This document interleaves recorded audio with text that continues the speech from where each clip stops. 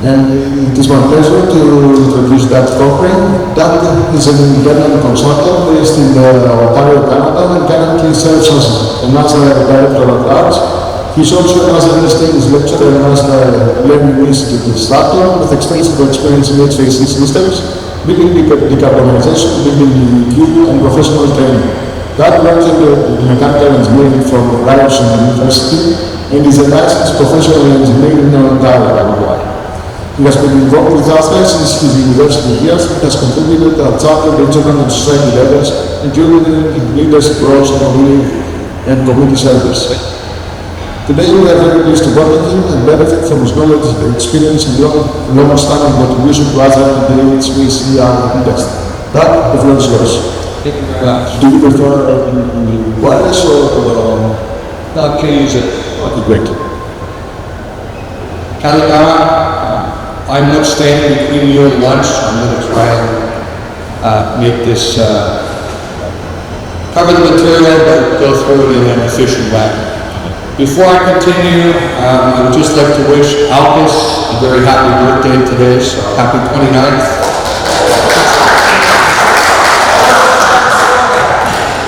You can buy me a drink later. Just out of curiosity, how many people have heard of building BEQ? Okay, so some opportunities for people who want to what the HYGEIA2026 is. Let's talk about it. This is a program, a portal that ASHRAE developed that is used for its members or anyone else to use. It is free of charge. So what is it all about? It's a web-based portal. It benchmarks energy performance. It calculates your EUI, your energy use intensity, based on the climate zone. So it's not like country where we may have multiple climate zones in one country. It's based on the climate zones and getting more accurately. It now includes operational carbon metrics, and not only do you get an energy score, but you get a carbon score. It's not an energy modeling tool, so you still have to do energy modeling with whatever program you're using. But it will assist you with MAshrae Level 1 energy audit. We very much work with standard 211, which is actually a standard for commercial energy audit. And it provides data to improve your energy performance. And I think that's the key. Not only getting a score, but you're getting energy efficiency measures that will allow you to improve your score, and it's something we can check on a regular basis so as to do so. So if you look at other energy reporting programs that are out there, there's the Energy Star Portfolio Manager, which is used in North America, the DOE Building Asset Score, US GDC Lead, GBI Green Globes is a broader sustainability rating. So it's more than just if we are specifically looking at energy and carbon and what we do. BOMA also has a 360, which is 6 operating emissions-focused criteria that includes energy. And then there's mandatory state and local, provincial, and whatever it happens to be, county, benchmarking, labeling, and disclosure programs, which is definitely increasing all the time. People are looking for more things in order to make sure that things progress. So how does building BEQ stack up?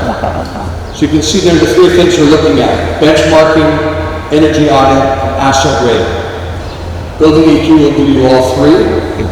Portfolio manager is just the benchmarking. The asset score for the Department of Energy gives you the score, which gives you the asset rating. Actually, standard 211, which is the commercial energy audits, gives you benchmarking in the audit. As does the ISO 5002, they don't give you the asset rating, so we're giving you all 3 here. Building BEQ, which is powered by ASHRAE. So locally, there's a lot of labeling efforts going on. You'll notice we have Greece here. I think it's something that we're going to see more of, where buildings are going to have a label on it telling you how energy efficient it is, how decarbonized it is, if the carbon score is going to be out there. So this is something that is becoming more and more. I know you guys have here in Greece and a lot of places in the EU, and I think it's a great thing. We're starting to see more of it in North America and other parts of the world, but I think it's a great thing to do it. Building EQ can help you get it. If you take a look at the map of the world, you can see where there are jurisdictions that are focused on improving not only energy efficiency, but water efficiency too in the buildings. And if you go to that buildingrating.org website, which is updated, you can see other countries that are following that. So, what does Building EQ do for hospital and medical organizations? It supports ASHRAE's energy care program as it builds upon and goes beyond energy portfolio manager. It offers actionable recommendations as part of the Level 1 Energy Hub. It supports ASHRAE's goal to improve energy performance while optimizing healthcare by providing a consistent approach and standardized reports for Level 1 energy audit as defined in ASHRAE Standard 211.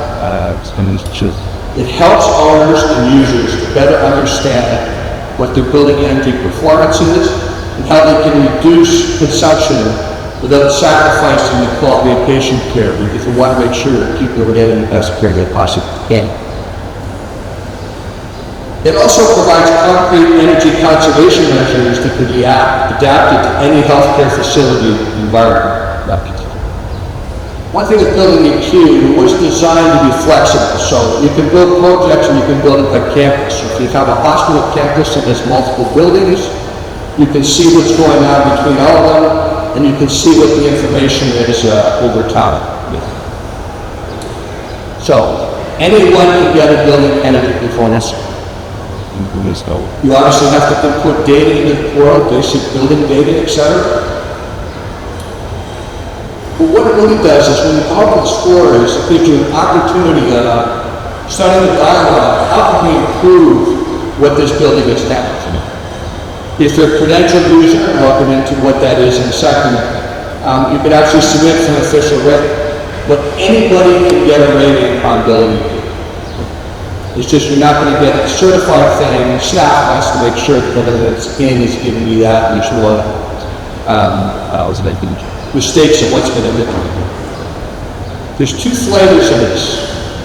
The most popular is the as designed. So the building is already operational for at least a year. We have a year of energy data. You can also go in for as designed and see what your energy score is going to be based on what you can put in the energy. You know, the thing with that is in the as design side, you can put in a couple of different scenarios and say, if I do this instead of that, what's the impact going to be on energy on the curve? Thank you. So in operation uses actual meter energy. So we're using real data to come up to do it. It'll tell you how the building is designed, used, and operated. Over 90% of the projects around the world currently are based on in operation. Our rating is based on 0 to 200, with 0 being a net zero energy building, 200 being a very inefficient building, and 100 being the medium score. But it allows for tracking of improvement, comparing buildings to itself all the time. You can put in what energy efficiency measures you want to do it a year later with the actual data and see how it compared. Did we achieve what we thought we were going to do with those energy efficiency measures? So that's actually a sample building. There's a rating there that you see. That one's 50. That's how good is your building? The one thing I think is key is you're actually doing an energy walkthrough. You're actually doing a walkthrough of the building. And you can discover a lot of things on that walkthrough, be it a leaky valve, be it a stuck damper, be it thermostat settings that are off. So I think it's a very educational tool, because I think everybody here has probably seen units don't necessarily, or facilities don't necessarily operate as they were designed. There may be changes that have been done or the initial intent. And you can submit that. You can submit for an award. But the big thing is the conversation, I think, getting the discussion to go on and how we make things better. The as design is looking at potential energy use. You're using energy models based on a standard 99 watt, which is ASHRAE energy efficiency model. So it's a two-model approach. You're comparing it to a baseline to what we actually have. Same scale, 0 to 200. So if you look at that label on the right, you'll see it was designed at 45, but it's actually operating at 50. So it's slightly less efficient than what it was designed. So it gives you a good idea of, I've designed it this way, how is the building actually operating? And can we figure out why there's a difference in cost? As designed, you want the assessment first. You still want to do a walkthrough. So to do an as design, you still require a walkthrough to do it.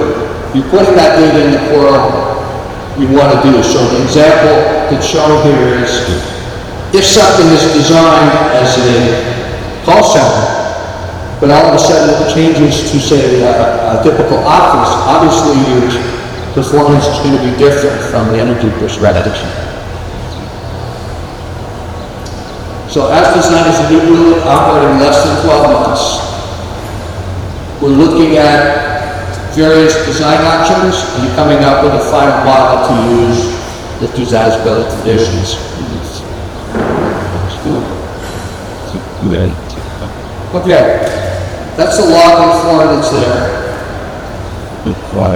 Reports are available for approved projects. The baseline calculations align with Energy Star Portfolio Manager, and everything is aligned with Standard 211. We really designed the portal to align with ASHRAE standards, 90.1, Standard 211, and also Standard 100, which is energy efficiency of existing buildings. It communicates with building sync, so it will allow data transfer between applications. You can manage your projects by account, portfolio, and campus, have all your data in one spot, and you can return to unfinished projects at a later time. You can create a default billing if you want, and copy it for a new project. A lot of flexibility in what the options are with the quad. It has been translated into Spanish and French. If you wanted to maybe read, what we've done with the other two is ask ASHRAE members to do it, so it's all done in single style. So we can do it in any language as possible. It's both SI and interior units, all countries, all climate zones, and we have specific currency. So be it euro, be it peso, be it dollar, whatever it is, that stuff is in there, and more stuff can be added if it's not there. It isn't really, which that's a list. There's your screens. So the main tabs across the top, you're putting in your building characteristics, your energy. The one thing I really like with the Building EQ portal is the IEQ screen. Part of the thing with the walkthrough being as designed in the operations, you're actually walking through it, so you're making sure that you have the appropriate amount of outdoor air that's into the space as required. And also you have the filters and stuff there that you'll see. The energy efficiency measures is an extensive list of various energy efficiency measures, and we encourage you to attach photos and attachments. It makes it a lot easier when you're doing you're requesting and rating an official rating for ASHRAE. The more information that's there, the better. And the energy efficiency measures now have search options if it happens as a profile. Under each tab, you have recording.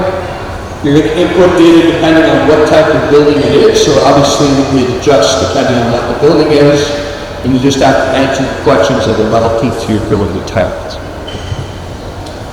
The help screen. Extensive stuff is put in. If you don't know exactly what's being asked, you can hit the help screen and it'll tell you what it is you're looking for. Three things on here. If you get a red flag, it means something's wrong, you're going to do it correct. Yellow is saying you're within parameters, you may want to double check that you haven't mistyped a zero or a decimal point or something. And if it's green, you're good to go. Extensive building types, multiple use properties. So if you have multiple things in a facility that's used, the labs, which is very important in a medical facility. We have extensive data that we've used from Labs 21, covering all different types of labs. But to be very useful in the medical field, to be able to do that, to have the most relative thing, to have all the information you need, and be able to have the hours of operation of the lab and delivery ratios. You do get operational greenhouse gas carbon.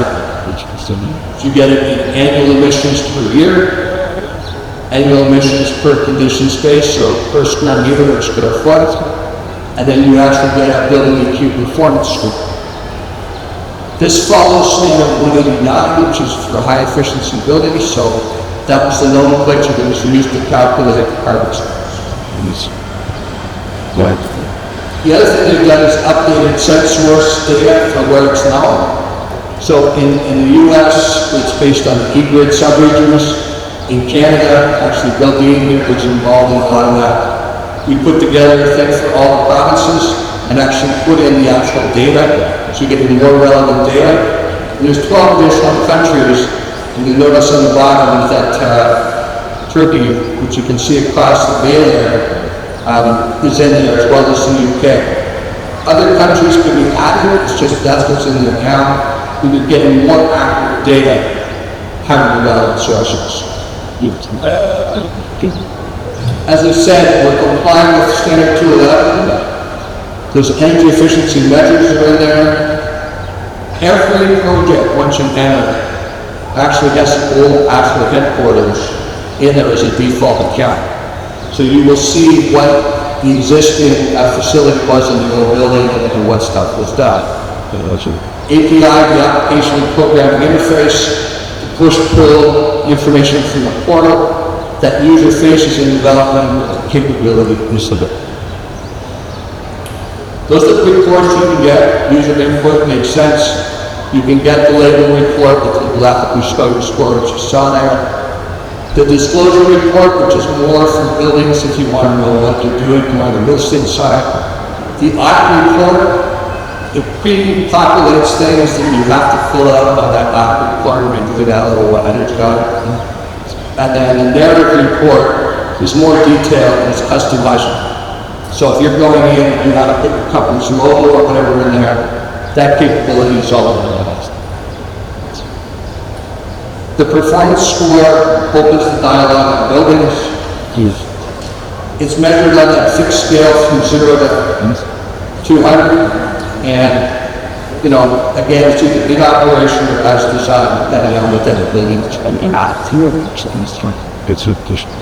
Anybody can get the free label. If you want the official score, it must be submitted. As you like, you can get a plaque from the The other thing we've done is, this is a request actually that came from the Asia Pacific region. They didn't want a number, they wanted a letter grade. So that capability is in there to have letter grades. And basically a score of A plus is 0 or less, A is 1 to 25, A minus is 26 to 55, grade B is 56 to 85, grade C is 86 to 115, which would be average, D, which would be inefficient, is 116 to 145, and we just hit in over 145 as a lower grade E, which is unsatisfactory. Sure. Everything is close. It's not exact. It's darn close to what you're doing.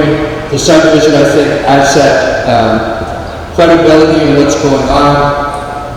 It's nice for the customer to understand what's going on with their building and how it ranks against similar buildings.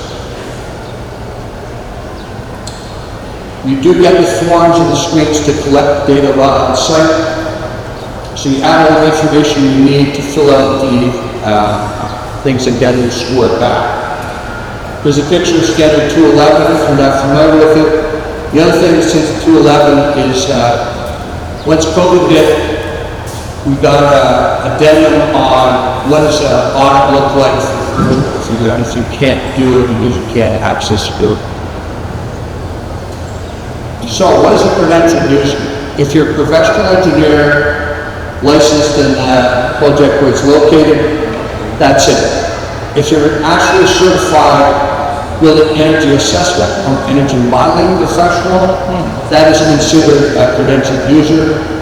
Also, if you're AE certified as a certified energy manager or energy auditor, an EMA energy management professional, that's all considered a credentialed user. We expanded.